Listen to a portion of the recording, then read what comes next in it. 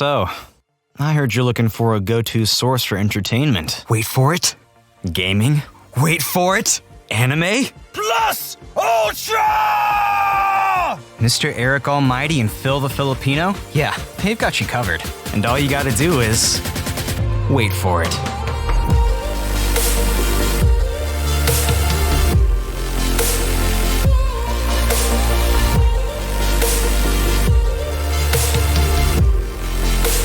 This is the Wait For It podcast.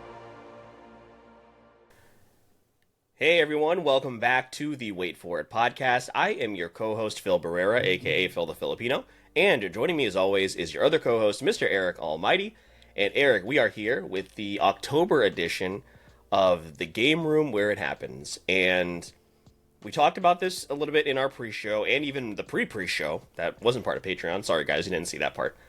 Patrons.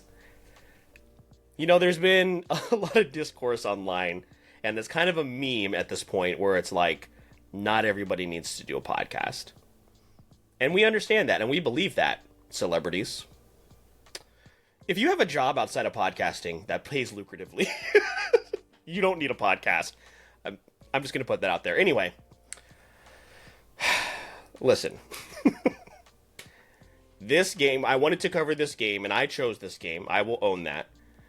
We wanted to cover this game, or I wanted to cover this game because it has a very, very large fan base. It's sold very well, which we will talk about. And there's been a lot of people clamoring and a lot of rumors out there stating that maybe this franchise is going to get new life soon, whether it be on consoles, PC, wherever it may be.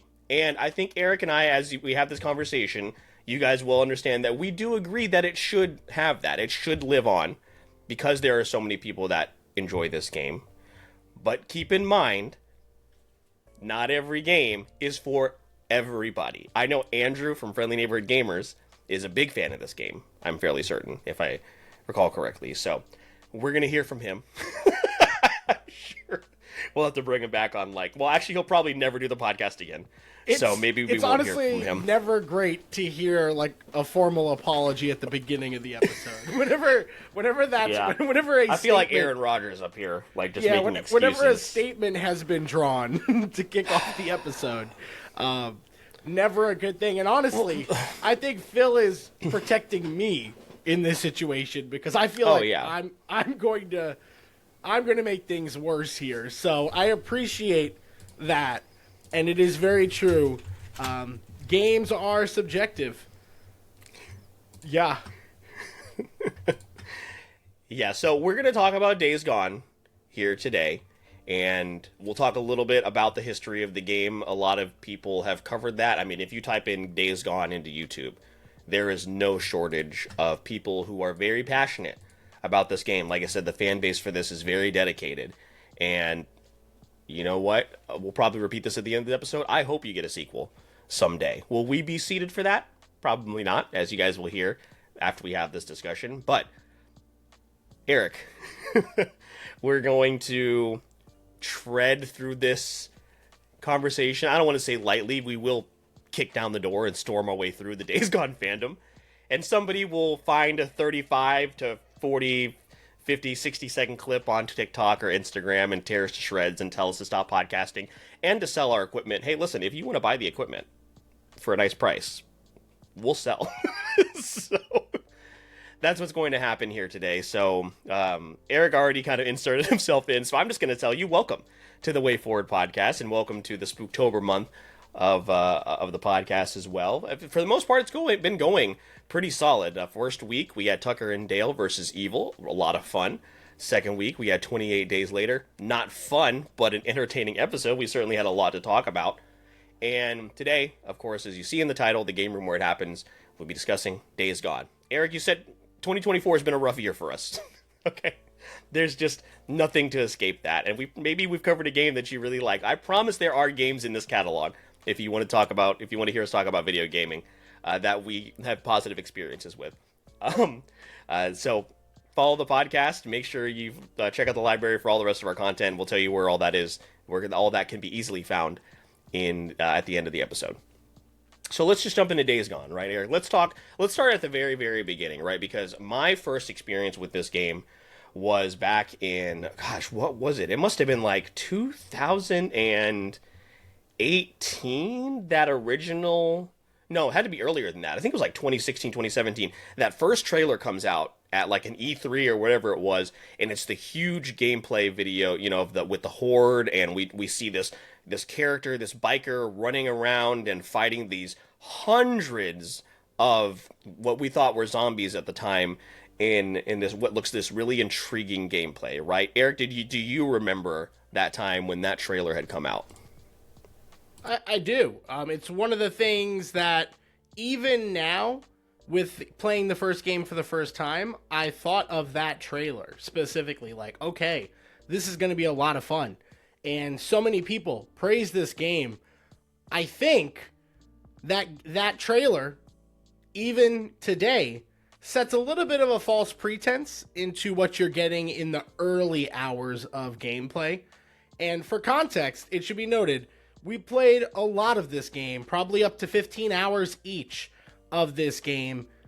That was not something we really got to experience. So that is something to kind of keep in mind with some of the feedback that we have. But Phil, that's what I was hoping to be getting out of it, was some of that intense gameplay, maybe some of those, like, cinematic isn't the word, but some of those really intense scenes that play itself out and you have a really good time with. And again, not what we necessarily got through our gameplay, but it was kind of the standard I was holding the game to, maybe unintentionally. So, I mean, 15 hours is a lot of gameplay. Now, I know, again, there are going to be people that are very upset about this. I have always been in the camp, like, in terms of, like, a show, watch a few episodes, see how you feel. I mean, I've watched 17 episodes of Jujutsu Kaisen and wasn't necessarily into it. 15 hours of a game where we could have been spending that time elsewhere. I played 25 hours of TCG Card Swap Simulator in the last week. That's a lot of time. And I feel like that is a fair amount of time. Now, if you say that it's not, if you say that we quit the game too early because we didn't even get to the first horde, fine. That is totally fine. But you can't sit here and say that we didn't give this a fair amount of time when we wanted to do other things. So we're going to talk about our experience with the game. That's what's going to happen here today. Now, you can scream at the wall and type on your keyboard and do whatever you want. We're not going to revisit this, most likely. If there's a severe amount of free time that I have, and I'm scrolling through my library and I want to go and re-download Days Gone, maybe. And I played this on PC. Eric played this on the PS5. Ran really, really, really well, so we didn't have any of those issues in terms of, like, bugs from the original game. I did run into a few bugs here and there. It's not the perfect game in terms of how it runs, but it looks great at 60 frames per second. I really did like, let's throw out some positives here, Eric. I don't know how you felt, but I really did like the landscaping of Oregon, like when we're, talking about, when we juxtapose these against some of the other PlayStation exclusive games, when you're talking about your Uncharted, you're talking about your Horizons, The Last of Us, something about, one thing that's really great about those games, atmosphere I thought was really, really cool. When you're driving around at night and you hear, like, the freakers and, like, and it kind of, that a little bit step up in terms of danger. I thought sound design is really good. All of that, I think, is there. There's just something missing from what I think is a okay packaging. It just falls short in some places, and I'm sure we'll talk about those. Yeah, we will. But there are, Phil, you kind of said it a little bit, like, this is not a bad game by any means. There are positives to take out of this. So one of the things that I appreciated about the game was it was very easy to get into. There's not, like, any crazy type of controls or anything to figure out. Again, to its detriment, the game doesn't really reinvent the wheel on very much, but it does do some fun things that you can enjoy, and you can quickly pick it up. I will say that one of the things I did like was the wheel inventory, that you were able to kind of quickly craft things and immediately do those things on the spot. Those were nice elements to be able to enjoy, but I think that would probably be one of my biggest takeaways, if it wasn't the visuals, which are not bad by any means. I mean, we're talking facial visuals as well when it comes to the characters. Nothing that's like off-putting, which is really nice to see from a game. Again, 2019 wasn't that long ago, but for a game with its reputation at launch, I was expecting to see a lot more issues pop up that weren't just necessarily bugs. And they either fixed that, or those weren't really issues to begin with. And Phil, I think this game is very much the game that came out minus the bugs and maybe a couple patches here and there. So the history behind this game is probably the most interesting thing to me. Yeah, and just kind of for reference, the weapon wheel, if you haven't played this, it's very similar to the Horizon games. So you can also craft on the fly with Horizon. One of my favorite things about it in terms of just like thinking on the fly in the middle of combat. So that's a lot of fun. Yeah, the history behind this is, it's very strange, Eric, because the game did sell well. If I don't have the exact numbers out here in front of me, I don't know if you want to look those up or not, but it did sell very well. Here you go. Days Gone was the best-selling physical game in the UK in the week of release. It went on to be the best-selling software release in all format sales charts for 3 consecutive weeks. In Japan, it actually outsold 2 other exclusives, PlayStation exclusives, God of War, The Last Guardian, and the God of War and The Last Guardian. In its first 3 days after launch, it had sold approximately 115,000 copies. In North America, it was the second best-selling video game of 2019, right behind Mortal Kombat 11. In January 2022, the director had claimed on Twitter the game had sold over 8 million units. That is kind of disputed by a lot of gaming outlets. In 2022, February 2022, after an Insomniac Games leak, it showed that the game had sold 7.32 million units. So this game sold very, very well, and it sold enough copies, Eric, to the point that there should be a sequel.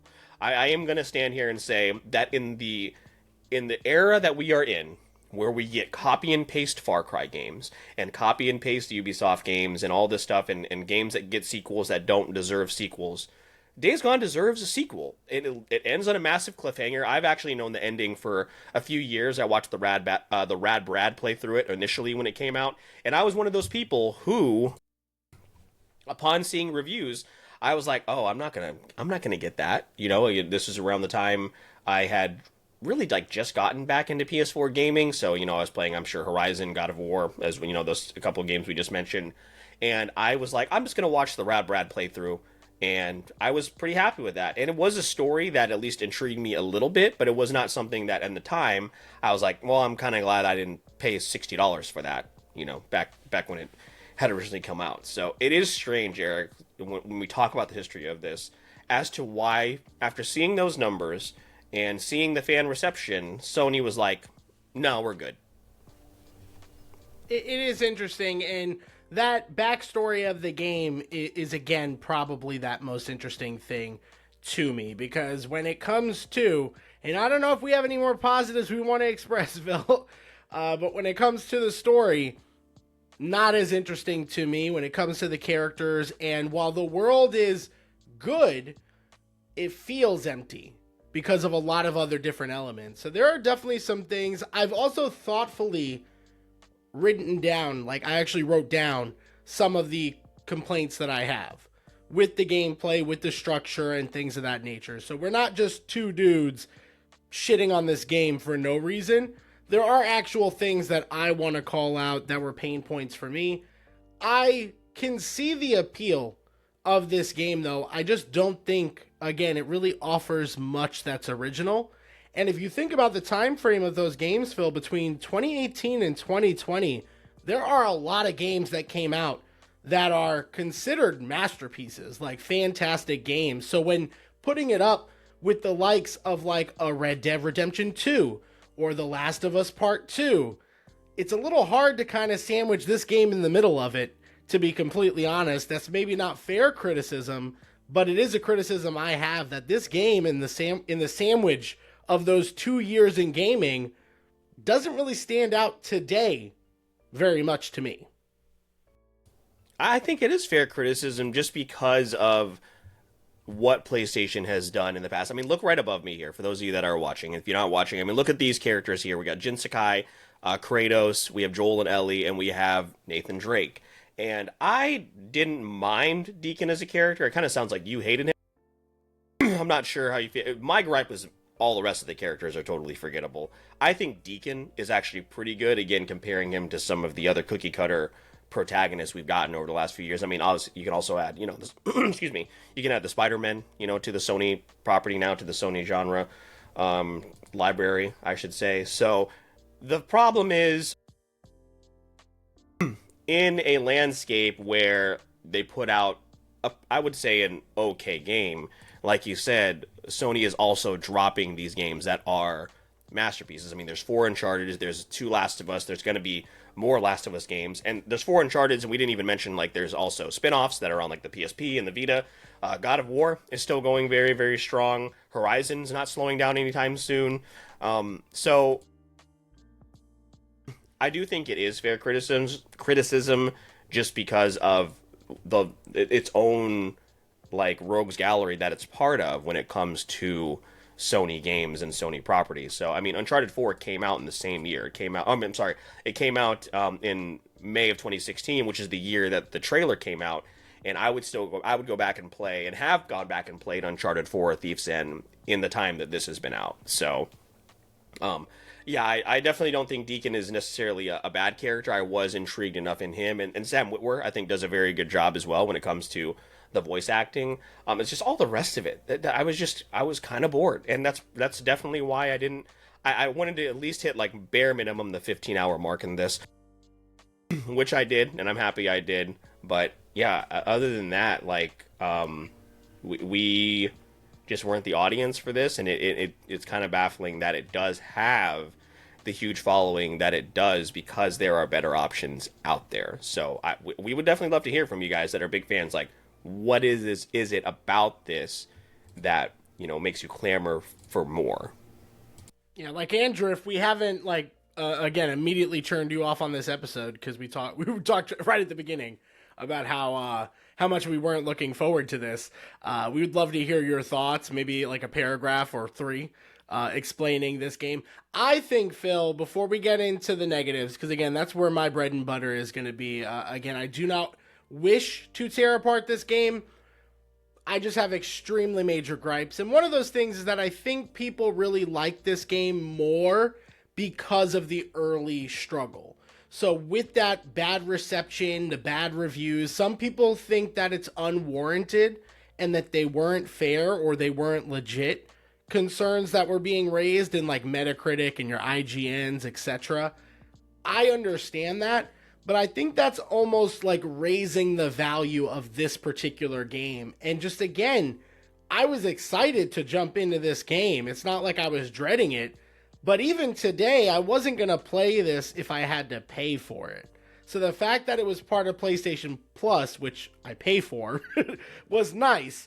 But I wasn't going to go out of my way to pay for it. So I was, again, timid in the sense that I was looking forward to my gameplay, but this wasn't something I had to play. And when I finally got to it, I was like, okay, I'm not invested to play more than I have to for this episode. And that's kind of the double-edged sword when it comes to these games that are on a PlayStation Plus or an Xbox Game Pass, is you have a little bit less leniency, because I didn't drop $60, $50, $40, $30 for this game.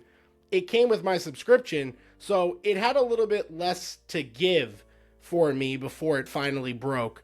And that's kind of where I think the drawback is for these subscription games, is you're only going to give it so much of a chance before you're ready to drop it and move on to the other. There's also a little bit of resentment. Phil talked about it. I just downloaded Sparking Zero. I've barely gotten to play it. Astrobot, Game of the Year. I still have to beat that. So there were other titles that I also wanted to play instead of this at a certain point. And we'll kind of talk about that in the negatives of where I started to feel like, okay, am I not giving the game enough of a chance, to, yeah, I'm not having a good time and I'd rather play something else. Yeah, and I got this on a Steam sale, so I'm sure I didn't pay more than $15-20 for it, and even that probably seems high in terms of what I actually did play for it. So it'll be a game that I uninstall, and once again, like I said, probably never revisit. I mean, I definitely have to uninstall it because stupid Black Ops 6 is about to come out and take up my entire hard drive. But that's beside the point. That's not their fault. But yeah, again, like we said, as far as being advocates for the game, there's enough here for Sony to warrant a sequel. And I saw a Gaming Bolt video earlier today about maybe a remaster or a re-release would help that. But the game runs great now, so I don't know how much that would change it. Like I said, there were a few bugs here and there, but honestly, there were bugs that you expect to see in a 5-year-old video game. Other than that, though, it ran pretty well. I mean, one of the positives, I guess, Eric, I will throw out to kind of prolong this a little bit, is I did enjoy the aspect of the bike. In terms of riding around, I thought it was a really unique way for traversal as far as an open world. You know, the only other thing really in comparison, like Horizon, you can obviously override machines, and in Red Dead, you know, you have the horse and all that. So I think I probably could have gotten invested in that. There are also customization options and everything. I did mod it like a little bit, like my deacon was actually a member of the Sons of Anarchy. So, you know, shout out to modders. But other than that, like, I didn't really touch the game too much. The only thing I did do that actually was very helpful, because I kept seeing it pop up, Eric, is I installed a mod where opening up car, like the front hood of the car and the back and the trunk opens automatically, so I didn't have to wait very long, and that was a life changer. That was a game changer, I'll say that. But other than that, you know, I played the game pretty much as is. So those are the things that we want to, I mean, we will highlight, but there is, we've been prolonging the negative part of this game for as long as we can, and I'll just start with maybe one of my gripes here, Eric, because I know you have a list. But there are just a lot of immersion-breaking things in this game. It's 100%. There's so many immersion. So there's a part of this where like you go to Copeland, right, and he's able to like use his radio station again, right? And whenever those come up all the time, which is fine. Like I get world building and all that kind of shit. But then in a world where it's like you want to try and keep it down, if you're on your bike, Deacon's like, "Shut the fuck up, Cope!" What do you mean? I'm like, "Shut up, Deacon!" Like we're trying to keep it down, keep a low profile, and he'll just start yelling. There was also the point of the game where Boozer reached out to me, like, not even exaggerating, 5 or 6 times in a row, and offered nothing new to the conversation at any point. You were on stream. That was a bug. It happened during the stream. It happened during the stream, and it continued to happen with not only Boozer, but also other characters that you're running into. Copeland, who was the name of the person? Tucker. It also happened a lot with Tucker, where they would just reach out to you over and over again. And again, these are things that can be fine-tuned in a remaster. Also, like, maybe make more interactive, like NPCs. They see, you know, all of that is pretty cookie cutter. And especially when you have games out right now. I mean, Red Dead 2 is kind of unfair, but like that world is a lived-in world. You know what I mean? Horizon is a lived-in world. All these examples that have come out before and since then. So the immersion-breaking stuff really takes you out of the game, and it sounds, Eric, you know, you definitely had that issue as well. Oh, it's my biggest gripe. You're pretty much hitting like bullet points for me. So this is good, but that I don't feel this. I'm not the only one that feels this way. And I would challenge anyone that has defense of these. I'd love to know if you've played this game recently, or if this is off of your first playthrough years ago. Because again, this is fresh on our minds playing it this month for this episode.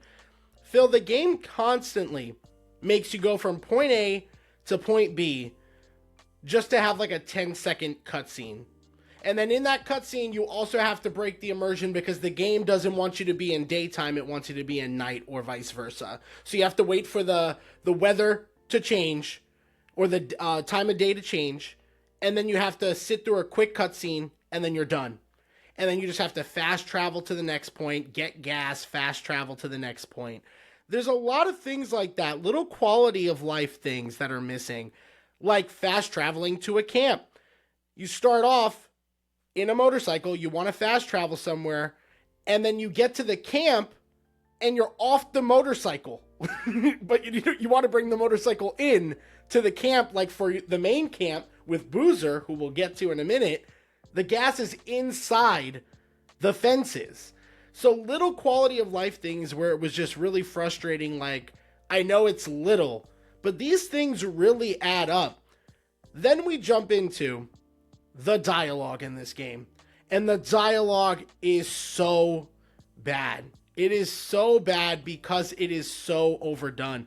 The comm system that you were referencing, Phil, one of the worst in a game that I can remember. It was so distracting. Characters would be talking to each other, and then there would be somebody on the ground screaming to be let go. And you'd have to get away from them so you can hear the dialogue. It's like they told Sam Witwer to record everything possible, and then they just ended up using it all. And they told him as well to say it in different volumes. So the sound mixing in this game is such an issue. I think what makes me not like Deacon specifically is those type of things. It's nothing against the voice actor, because I love Sam Witwer in The Force Unleashed and his other work as well. But Deacon also like repeats the obvious. So after a scene plays out, again, this game loves cutscenes. He'll say, wow, point A happened and point B and point C. I wonder what's going to happen when we get to location A and then location B and location C. And all of those things were discussed in the cutscene. So he'll just recap it constantly. It was those little things, man, that really pissed me off. Boozer, the worst. Absolute worst.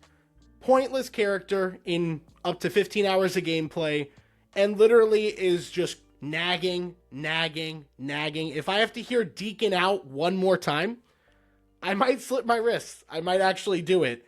And again, those are just like literally a bunch of bullets related to what you just said, and I'm not even done. So that's where we're at right now. It's got to be some of the most frustrating stuff I've experienced in a game.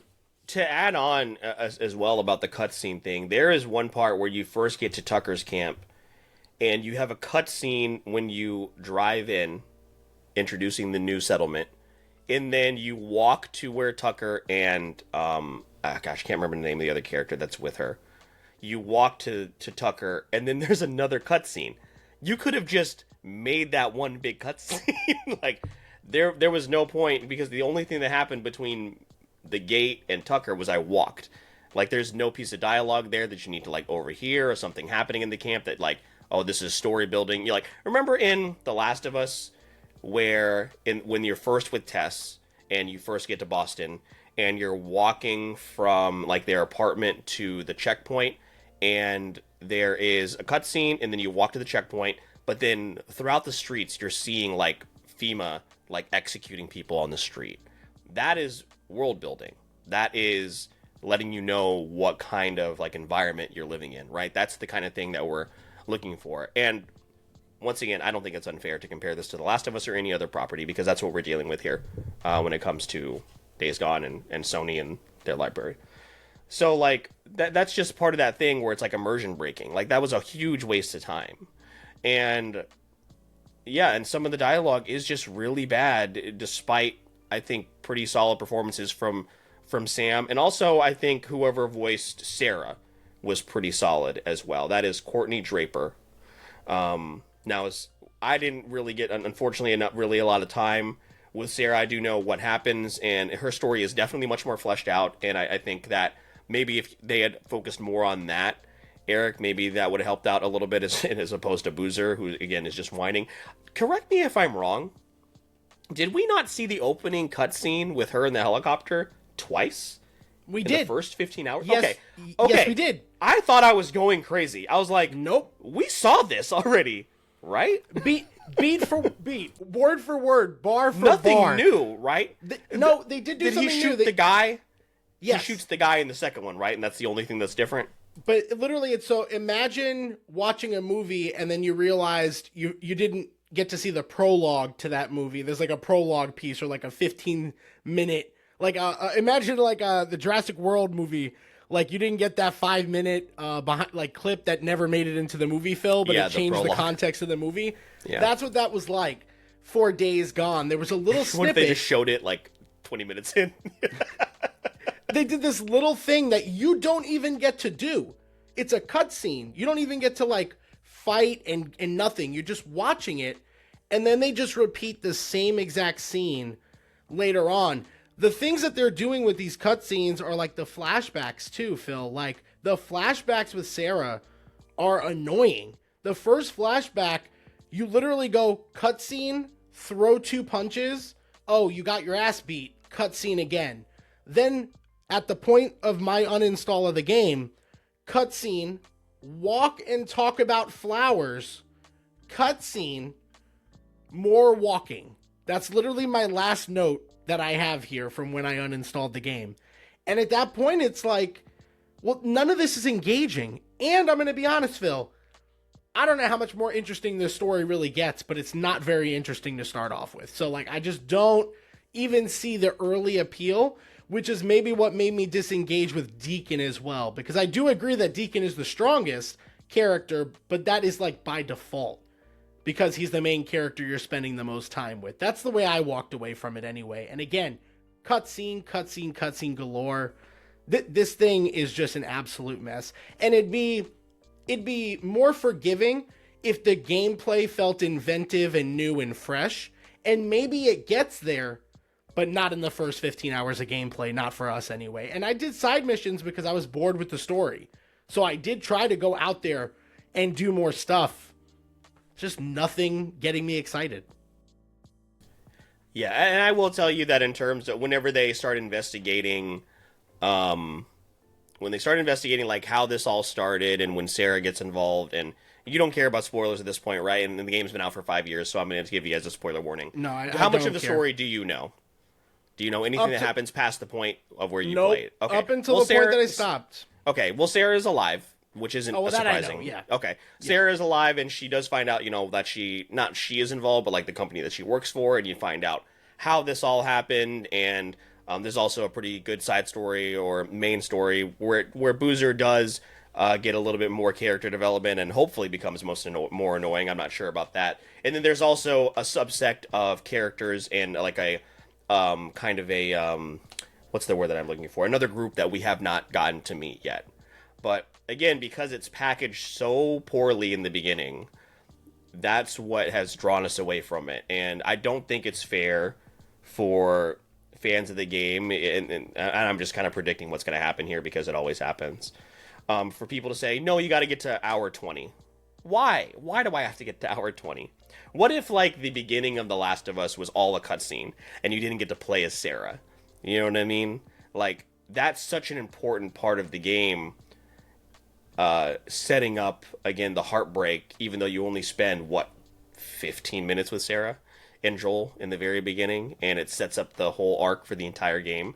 Like, that's basically what's happening here, is you're telling and you're showing and not letting us do it ourselves. So maybe it would have worked out better if, like, that prologue, and I'm sure they were probably trying to avoid as many comparisons to The Last of Us as possible, but again, you chose this genre. So maybe they were trying to avoid that a little bit, but I think maybe getting to play as Deacon and Sarah, like in the beginning, in the early stages, through that initial outbreak, maybe that would have helped a little bit. But again, that's probably a little bit too on the nose. But yeah, it's a real bummer because, again, this game is getting new life and has very, very strong supporters, but it just wasn't for us, and it leaves us a little perplexed as to how it has gotten to this point. Because, once again, do a quick YouTube search. Social media and content creators love this game, and I was really hoping that we would too. Yeah, again, really disappointing experience overall. The one thing I will say again is that I think the sell of this game is the horde experience, which we did not get very much of. The only one I ran into was unintentionally, and that was probably the only fun that I had with this game, if I'm being completely honest. Was like a quick 5-minute, I wasn't supposed to be there. It was like a side story. I didn't know they were hiding in the train, and they just started raining down on me. And that was a lot of fun, like to figure out, well, how am I going to navigate them when I go back? And that was it. Other than that, I just don't think that's fun. And honestly, Phil, and I don't know if this is disrespectful to say, World War Z, I believe, came out the same exact year. And if I just wanted to fight hordes, which we've played that game as well, I would just go download that because I could just go do that right away. I think that for me not to really get much of an excitement about the combat, most of it is against humans, or at least half of the game, you're fighting against humans if you're not running into a wolf or something randomly. So I felt like that part also dragged it down for me. But again, combat-wise, there just wasn't a lot to look forward to. And if the only thing I'm missing is a couple of more things that I can craft and getting hordes of zombies around, I feel like I could get that experience elsewhere. If I want a good story, I'm not coming to this game. At least from what I've played, I'm going to go play The Last of Us or something of that ilk. Again, every time I think about it and I try to think of something I loved about this game, I think of another game that's either done it better or at least comparable. Yeah, and we've already touched on this a little bit, but 2019 was a stacked year. Control, Death Stranding, A Plague Tale: Innocence, Mortal Kombat 11, Gears 5, Devil May Cry 5, Sekiro. So, like, there were a lot of Ghost Recon. Breakpoint obviously was a huge disappointment, but, you know, that whenever a Tom Clancy game, and we obviously were interested in playing that game as well. But I'll say this once again to go back to, like, defending the game. Like, if Death Stranding is getting a sequel, then Days Gone can get a sequel. Now, granted, if Days Gone had Kojima's name attached to it, we'd be getting a sequel. So I do feel bad for the developers of this game as far as them obviously wanting to do it, and people, you know, within that, within Ben's studio wanting to have another shot at it, but it just doesn't seem like it's going to happen. Again, maybe that remake or remaster will do it, but I do know there are also, I can't remember if they were confirmed or not, but there were rumors that there was actually either a movie or a TV show coming out. I don't know if it was going to be like a like shot-for-shot adaptation or just within the same universe, but that's not something I'm particularly interested in seeing. I think this was back in 2022 that there were reports that this was going to come out, but yeah, I mean, now that we, especially since we have The Last of Us, like, it just doesn't feel like there's a space for that, especially since we weren't particularly interested in the story. Now, the cliffhanger ending is something I would like an answer to. Would I play Days Gone 2? Probably not, but I would watch someone else play it, absolutely, and find out what happens. So, but yeah, it's let us know. I know you guys are going to let us know once again. Hopefully you've listened to the entire episode and understand where we're coming from. Eric, does you have anything else on that list that you want to discuss? Because that's just what we ran into within the 15 hours. So I don't know how the rest of it would have played out, but, you know, we'll never know. No, I mean, again, like, on this list are just a little bit more nitpicky stuff. Like, whenever you're going to clear out nests, it really does feel like a chore. Like, it never really feels too scary. It feels like you're just kind of, again, marking something off of the checkbox. The map is not very, like, exciting. There's a couple of fast travel points, but otherwise you're on your bike. And, again, if the game is more interesting, I'm okay with having to refill my tank, repair my bike, having to go repair this, go get this. But, like, it's just, there's not enough to flesh out of this game to warrant me wanting to go from point A, point B, do task, go back to here, go to this next place, help this camp that has completely uninteresting characters, go to this other camp that has completely uninteresting characters. And I just, again, don't think it's very dynamic with a lot of the things that it's doing. You know, you can do things at these camps, but they also feel like chores. Turn in some of the zombie ears for your bounty collection. Give up some deer meat for some currency at the kitchen. Go to the mechanic to upgrade your bike. Again, all mundane things that, if it was tied to a great story or superb gameplay, wouldn't really be an issue, but they just stand out more because everything else, to me at least, is so subpar. And Phil has mentioned a sequel several times. There's a reason why I'm not. I don't ever want to see this game again. I don't want to see nothing from this game again, unless they're going to do something interesting, new, and fresh. But Phil, we talked about this with 28 Days Later, a movie we enjoyed, But I think our zombie phase has kind of sailed. I definitely think that unless you're going to do something extremely new and interesting in that genre, I'd rather it just stay dead. Now, they were throwing out in development the idea of this being a cooperative experience. Would you jump back in if it were a co-op game? Yeah, if it was also more interesting and had inventive combat. Like again, bitching about Boozer calling us 20 million times and then Deacon yelling at random points when there's no call for him to yell. And then having the combat be subpar.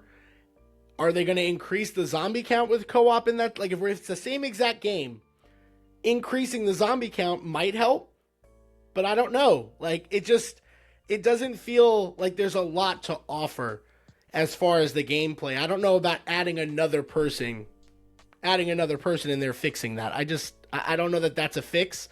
If they did more stuff, maybe. I think we would have had a lot of laughs. That's for sure. Yeah, I think if anything, it would definitely be a fun experience in terms of just playing what would probably be a disastrous experience for the two of us together. But yeah, in terms of just like, if the only thing that they were to add was like, yeah, now it's cooperative, still not enough really to intrigue me or make me want to go back and finish this, because I am a stickler for wanting to make sure I can keep up with the story and everything like that. So, I mean, yeah. I can see like in a cooperative world where, you know, and this is things I don't think they took enough advantage of, was like in the tunnels when you're having to move your bike through and you're having to move the cars. Again, that wasn't really intense because there's not a lot of a threat happening there, but it'd be really cool to see, like, not necessarily what do you think of the traps? Annoying. Yeah, after the first couple times, I was like, oh, that's inventive, like, that's cool, but then it keeps happening, also at the same spots. That's when I was like, oh, okay. There's no mixture. There was one time where I was riding my bike, and there was just a line that caught me, and I got attacked. That was cool. Never happened again. Never happened. I ran across that a couple times, yeah. Yeah, never happened again. Did you ever get sniped off your bike? No, but that they also, is that where they have the red dot on you? Yeah. Yeah. Well, the second I saw that red dot, I said, nope. I don't want to. I don't want to fight any more hadn't humans. paid attention a couple times, so I definitely got sniped off my bike. I was like, anytime I saw a red sniper, I was like, I don't want to fight humans anymore. I'm just not interested in that gameplay. And again, maybe with another person that would have helped, but to that point, Phil, I definitely think that having another person there would have been cool in like a tunnel scenario where you're having to fight off maybe not a horde, but a bunch of zombies. And if you get overrun, now we're in trouble in this tunnel. Like, those type of things sound exciting to me. I just don't think this game, as constructed, has the capability to deliver that. Yeah, so who knows what the future of this game holds. Again, and as far as the fans of the game, I 100% hope that they revisit this at some point. We will just not be partaking. So that is, I think that's that. Eric, is there anything else that we want to mention before, again, people come and strip us of our podcast equipment because we're not allowed to have our own opinion about something they love? No, yeah, and we're losing reliable podcasters in Andrew and probably Dylan by association after this, I'm assuming. It was fun, guys.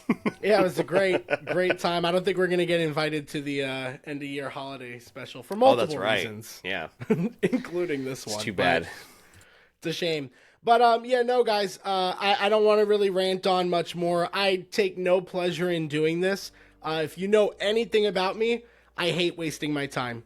And I have not played a game this year that made me feel like I wasted more time than my playthrough of Days Gone. So I genuinely, I'm looking back at last year. Played that stupid crab game, so that was another Crab's Treasure. I had a good time with. Even though I can also admit, not something I would normally dive into. Playing Sea of Thieves. That was a pretty big waste of time too. I would jump into Sea of Thieves right now if you told me I'd get the time back that I played this game. I would. I at least laughed. and had some type of like enjoyment. There was frustrations for sure, but no, I stand by that statement. I think in the last 12 months of this series, this is the game I've liked the least, which is a shame. And again, I take no pleasure in. I wish I also put maybe another 5 or 10 hours into the game.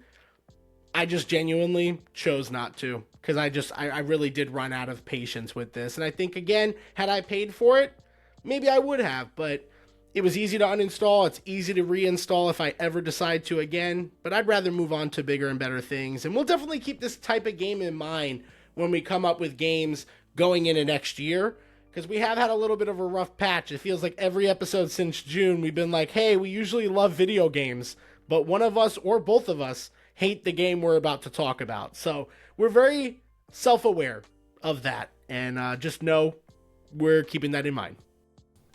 We had fun with Crime Boss Rocket City.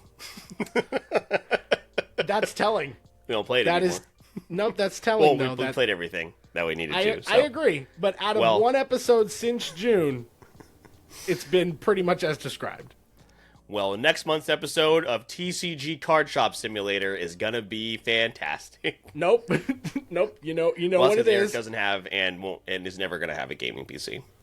Yeah, the next episode we should be having a lot more fun reminiscing about a game that we played and had a lot of fun with. So look forward to that. That is true. That is very true. Well, folks, we'll end it there before we make anybody else more upset. But if you would like to have a constructive conversation about maybe why we're wrong, there are a couple places you can do that. All can be found in our Linktree link in the show notes of this episode. You can find all of our social media pages, Instagram, TikTok, Discord would probably be the best place for this conversation, so find us over there. We also stream every other Thursday on Twitch, and we also have our YouTube page you can go check out as well. You can find all of our content on... am I missing something? Are you about to say something? No. Okay, I was like, do you have something to add? What the fuck are you doing? You can also find all of our content on Spotify, Apple Podcasts, literally anywhere you listen to your podcast, listen to your shows. You can support the show a couple ways. Head on over to those aforementioned podcast sites. Leave us 5 stars. And you can also go to YouTube. Like, share, subscribe, all that other stuff. That helps with the algorithm. It is very, very helpful, and we are so appreciative. But if you're looking for maybe some additional perks, you want to see what goes on behind the scenes and what goes into creating the Wait For It podcast, Eric will let you know a little bit more about that. Yeah, so you're able to go directly to our Buzzsprout page and subscribe for support, or you can go to our Patreon, and for that support, you're able to get behind the scenes and early access to episodes like this one, where patrons are currently supporting us. Thank you to Stefan, T3 Kato, Corey, and Breyer. We truly appreciate all of you guys over on that platform and look to do some big things going into next year. But all the free stuff is very much appreciated, whether it's anywhere on social media or simply liking, commenting, engaging, subscribing, or listening. All of that is truly appreciated, especially after an episode like this one. With that being said, my name is Mr. Eric Almighty. That is my co-host, Phil the Filipino. And please don't forget, we release new episodes for the podcast every Wednesday with bonus content on platforms like Twitch and TikTok. And all you got to do is wait for it. So, I heard you're looking for a go-to source for entertainment. Wait for it. Gaming? Wait for it. Anime? Plus Ultra! Mr. Eric Almighty and Phil the Filipino? Yeah, they've got you covered. And all you gotta do is... wait for it.